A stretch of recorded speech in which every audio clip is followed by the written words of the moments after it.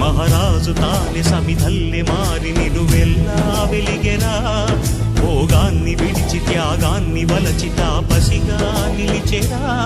జనక్షేమమే తన సంకల్పముగా, తన ఊపిరి హోమజ్వాలలుగా, స్వర్గాన్నే శాసించెనురా, అమృతమును ఆహ్వానించెనురా.